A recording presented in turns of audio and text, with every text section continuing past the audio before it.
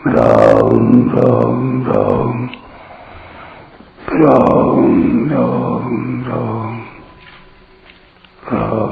राम राम नारायण नारायण। संबंध। अब भगवान आगे के 30वें श्लोक में सात्विकी बुद्धि के लक्षण बताते हैं।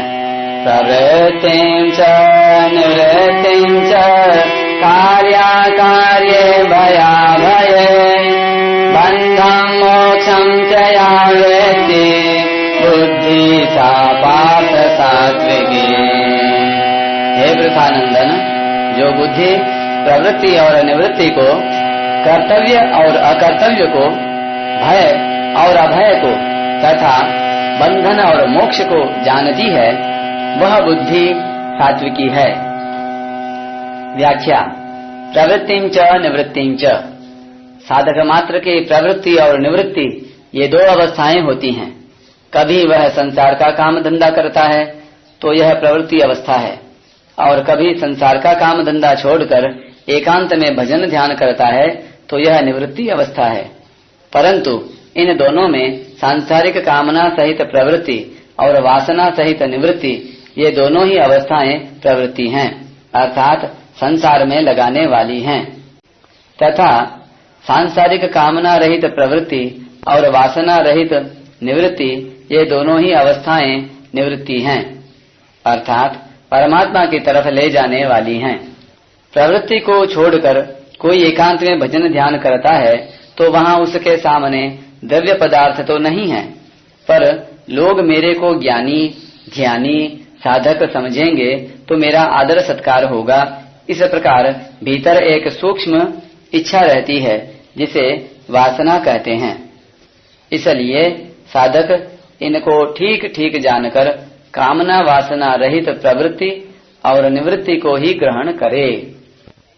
वास्तव में गहरी दृष्टि से देखा जाए तो कामना वासना रहित प्रवृत्ति और निवृत्ति भी यदि अपने सुख आराम आदि के लिए की जाएं तो वे दोनों ही प्रवृत्ति हैं, क्योंकि वे दोनों ही बांधने वाली हैं, अर्थात उनसे अपना व्यक्तित्व नहीं मिटता।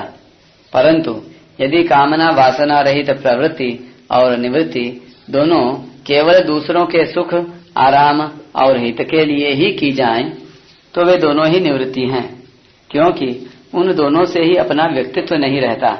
वह व्यक्तित्व कब नहीं रहता? जब प्रवृत्ति और निवृत्ति जिसके प्रकाश से प्रकाशित होती हैं तथा जो प्रवृत्ति और निवृत्ति से रहित है उस प्रकाशक अर्थात तत्व की प्राप्ति के उद्देश्य से ही प्रवृत्ति और निवृत्ति की जाए। प्रवृत्ति तो की जाए प्राणी मात्र की सेवा के लिए और निवृत्ति की जाए परम विश्राम अर्थात स्वरूप स्थिति के लिए। कार्याकार्ये।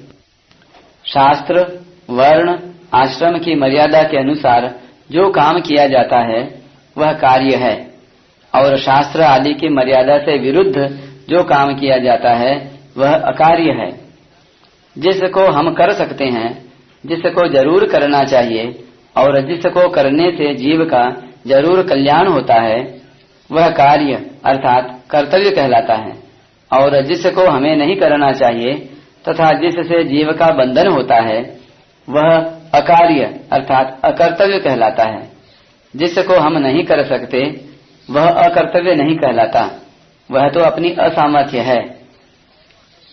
भया भये। भय और अभय के कारण को देखना चाहिए।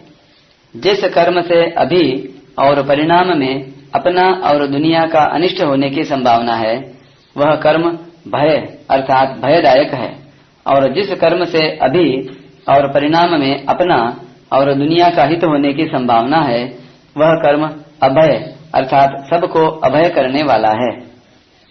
मनुष्य जब करने लायक कार्य से च्युत होकर अकार्य में प्रवृत्त होता है तब उसके मन में अपनी मान बढ़ाई की हानि और निंदा अपमान होने की आशंका से भय पैदा होता है। परंतु जो अपनी मर्यादा से कभी विचलित नहीं होता, अपने मन से किसी का भी अनिष्ट नहीं चाहता और केवल परमात्मा में ही लगा रहता है, उसके मन में सदा अभय बना रहता है। यह अभय ही मनुष्य को सर्वथा अभय पद परमात्मा को प्राप्त करा देता है। बंधम मोक्षम च या वेत्ति। जो बाहर से तो यज्ञ, दान, तीर्थ, व्रत आदि उत्तम से उत्तम कार्य करता है, परंतु भीतर से असत, जड़, नाशवान पदार्थों को और स्वर्ग आदि लोकों को चाहता है, उसके लिए वे सभी कर्म बंध अर्थात बंधन कारक ही हैं। केवल परमात्मा से ही संबंध रखना, परमात्मा के सिवाय कभी किसी अवस्था में असत संसार के साथ लेश मात्र भी संबंध न रखना मोक्ष अर्थात मोक्षदायक है। अपने को जो वस्तुएं नहीं मिली हैं, उनकी कामना होने से मनुष्य उनके अभाव का अनुभव करता है। वह अपने को उन वस्तुओं के परतंत्र मानता है और वस्तुओं के मिलने पर अपने को स्वतंत्र मानता है। वह समझता तो यह है कि मेरे पास वस्तुएं होने से मैं स्वतंत्र हो गया हूँ, पर हो जाता है उन वस्तुओं के परतंत्र।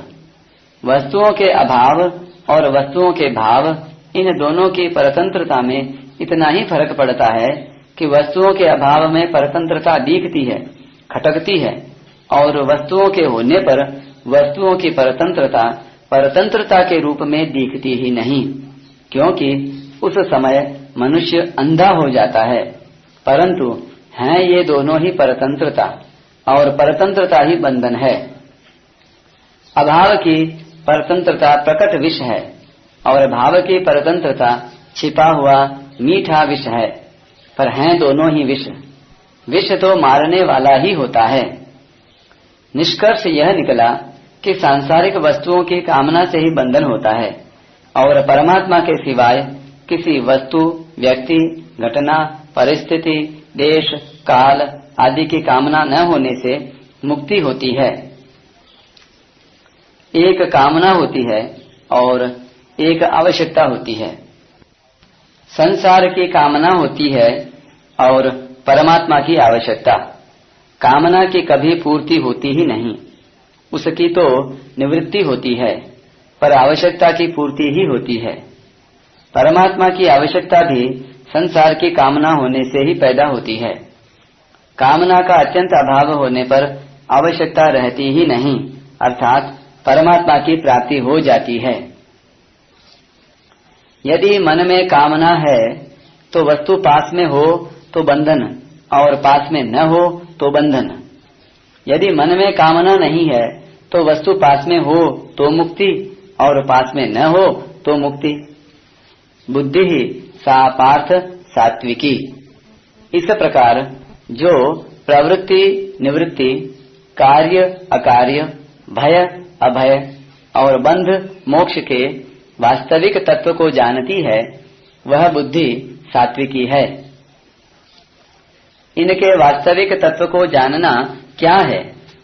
प्रवृत्ति, निवृत्ति, कार्य, अकार्य, भय, अभय और बंध, मोक्ष, इनको गहरी रीति से समझकर जिसके साथ वास्तव में हमारा संबंध नहीं है, उस संसार के साथ संबंध न मानना, और जिसके साथ हमारा स्वतः सिद्ध संबंध है, ऐसे प्रवृत्ति, निवृत्ति आदि के आश्रय तथा प्रकाशक परमात्मा को तत्व से ठीक ठीक जानना, यही सात्विकी बुद्धि के द्वारा वास्तविक तत्व को ठीक ठीक जानना है।